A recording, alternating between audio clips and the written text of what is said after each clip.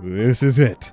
Which teams are looking strong and which teams are looking meek. This will be our last look before the start of the regular season. I would be very, very surprised if Dallas is able to go to Tampa on ring night, banner night, and beat the Tampa Bay Bucs.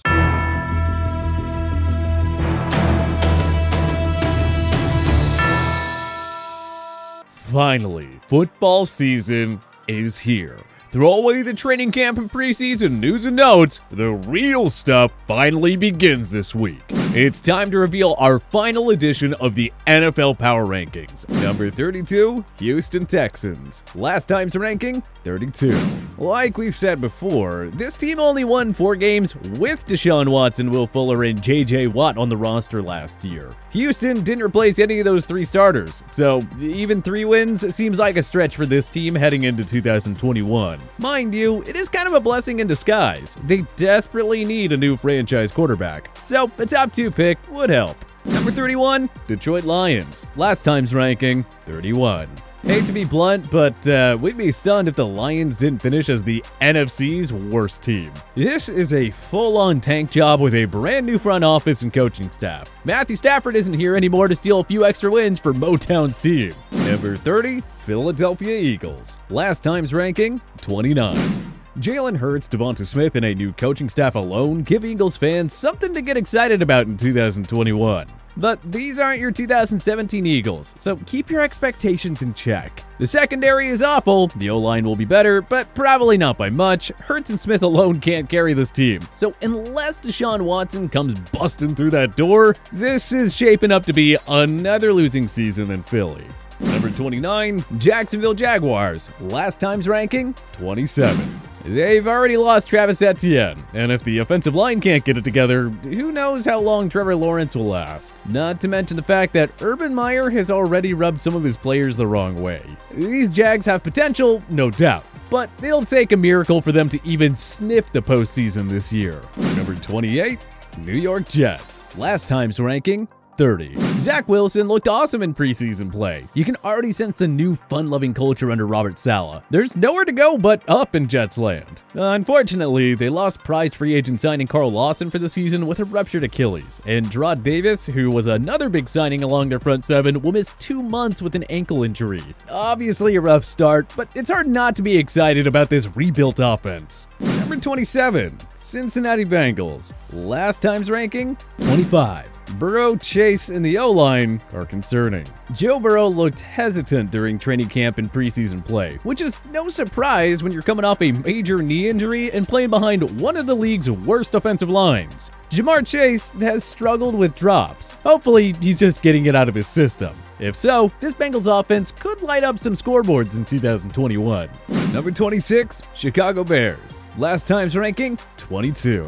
Sitting Justin Fields in favor of Andy Dalton is enough for Chicago to drop in these rankings. Not to mention that the Bears' O-line was in complete shambles during preseason play.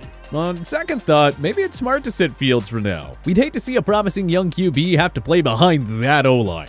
The bottom line, we're not optimistic about another playoff berth in the Windy City. Number 25, Carolina Panthers. Last time's ranking, 28.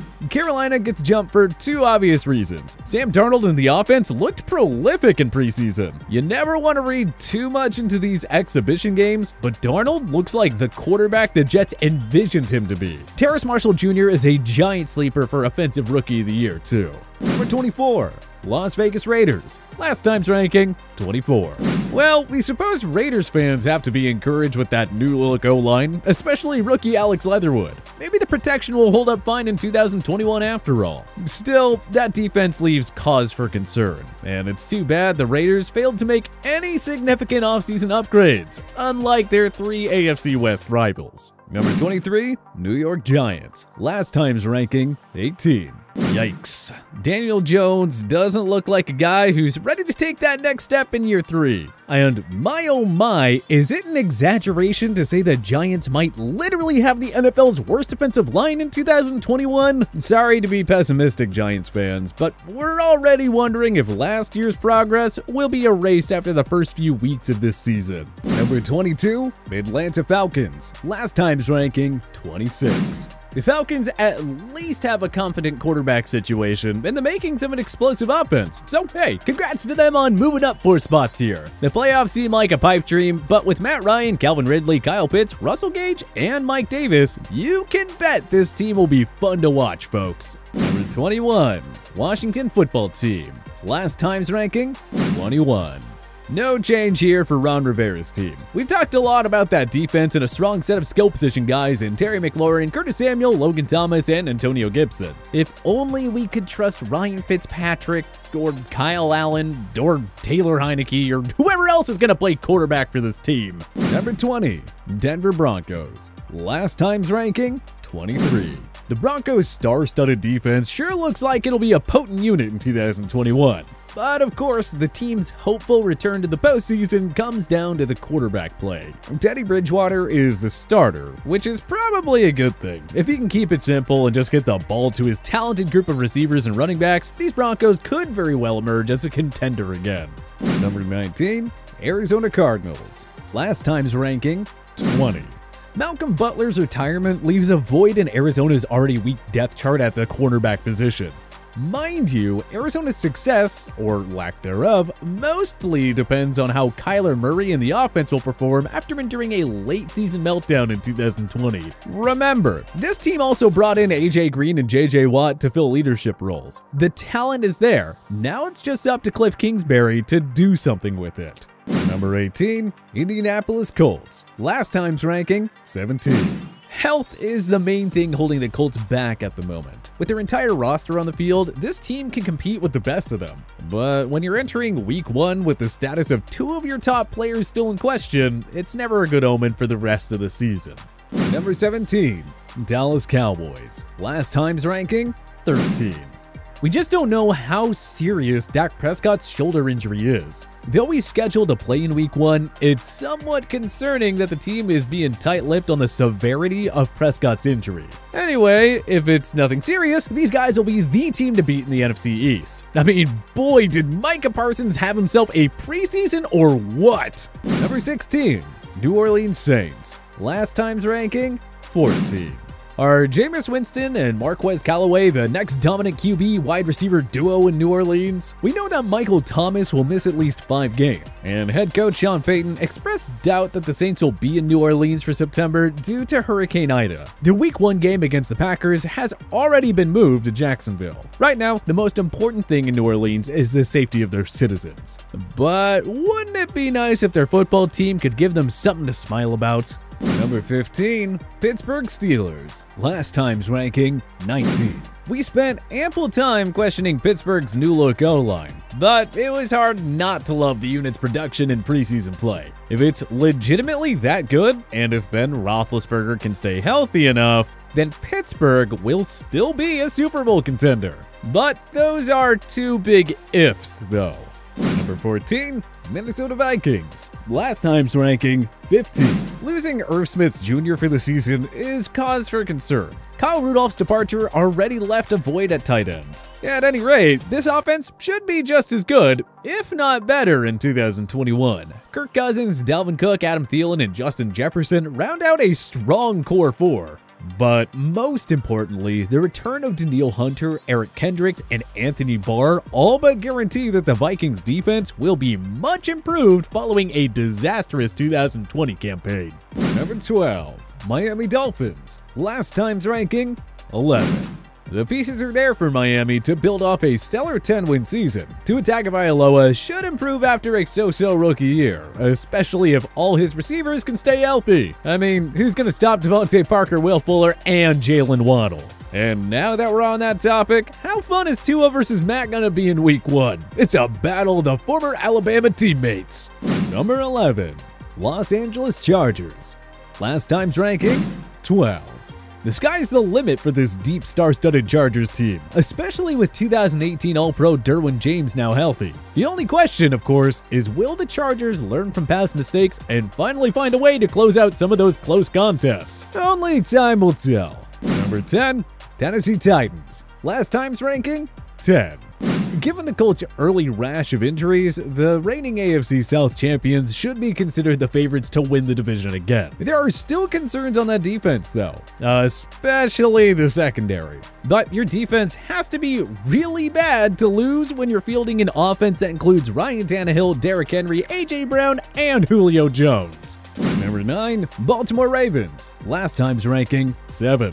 Lamar Jackson missed valuable training camp time due to a positive COVID-19 test. Top running back J.K. Dobbins was lost for the year after suffering a torn ACL in the final preseason game. Marquise Brown, Rashad Bateman, and Sammy Watkins, the team's top 3 wideouts, have all been dealing with injuries. Obviously, it was not a great month for Baltimore, but this team has more than enough depth to get by in both the short term and long term. Don't overlook them. They are still a top contender in the AFC. Number 8, Seattle Seahawks. Last time's ranking, 9. You know what you have here. A top-flight offense that should carry Seattle to double-digit wins despite a ton of holes on the defensive side of the ball. Congrats to Jamal Adams on that well-deserved extension. Now, if someone other than him and Bobby Wagner could just start making plays on defense. Number 7, San Francisco 49ers. Last time's ranking, 8. The 49ers have a quarterback controversy, which in their case is not such a bad thing. Whether it's Jimmy Garoppolo or Trey Lance, this team is built to win now and well into the future. No team was hit harder by the injury bug last season. If they can stay healthy this time around, another run to the Super Bowl is a very real possibility. Number 6, Cleveland Browns. Last time's ranking, 6. There is a case to be made that the Browns, and not the Ravens, Titans, or Buffalo Bills, are the Kansas City Chiefs' biggest threat in the AFC. I mean, a healthy Odell Beckham Jr. and a revamped defense should make this team even better than the one that almost beat out the Chiefs in last year's divisional round matchup, am I right? And what do you know? Looks like we won't have to wait long to find out. Cleveland and KC meet at Arrowhead in Week 1. Get your popcorn ready. Number 5, Green Bay Packers. Last time's ranking, 4. David Bakhtiari will miss at least 6 games, which is terrible news for the defending NFC champions. You saw the Packers O-line get absolutely wrecked in the NFC Championship game without him. And, well, now's probably not the best time to mention that Green Bay has to face the ferocious pass rushes of New Orleans, San Francisco, and Pittsburgh in 3 of their first 4 games without Bakhtiari. This is probably not how Aaron Rodgers wanted to kick off his final dance in Titletown. Number 4, Los Angeles Rams. Last time's ranking, 5. Acquiring Sony Michel adds a much-needed boost to the Rams' backfield depth. As for the rest of their roster, it's stacked. With Matthew Stafford joining Cooper Kupp, Robert Woods, Aaron Donald, and Jalen Ramsey, the Rams will have all the makings to win this Super Bowl. If you ask us, they're Tampa Bay's biggest threat in the NFC. Number 3, Buffalo Bills. Last time's ranking, 3. Buffalo will have a much tougher time in the AFC East this year, no doubt. The Patriots, Jets, and Dolphins all appear to have taken a big leap forward this offseason. But make no mistake about it, the Bills are still the team to beat in the division, and maybe even the entire AFC. They open up the season with games against the Steelers, Dolphins, and Washington. So we'll find out early if Josh Allen's MVP caliber season from 2020 was a fluke or not. Number 2, Tampa Bay Buccaneers. Last time's ranking, 1. The Bucs have followed up their Super Bowl victory with an impressive offseason and a solid preseason. So why the demotion in our rankings? Well, that has more to do with the team that replaced them at number 1. We'll get to them in a second. As for Tampa, they have all the pieces in place once again. It seems like their success will come down to the same question we've been asking ourselves for the past 5 years or so. Will Father Time finally catch up with Tom Brady? Number 1, Kansas City Chiefs. Last time's ranking, 2. The Bucs may be the defending champs, but it's hard to deny that the Super Bowl favorites and the true team to beat are the Kansas City Chiefs. Their biggest weakness was their O-line that got destroyed in the Super Bowl. Well, the new look unit didn't allow a single sack to Patrick Mahomes on 29 preseason pass attempts. If that unit can continue to dominate like it has in August, there may be no stopping this Chiefs offense.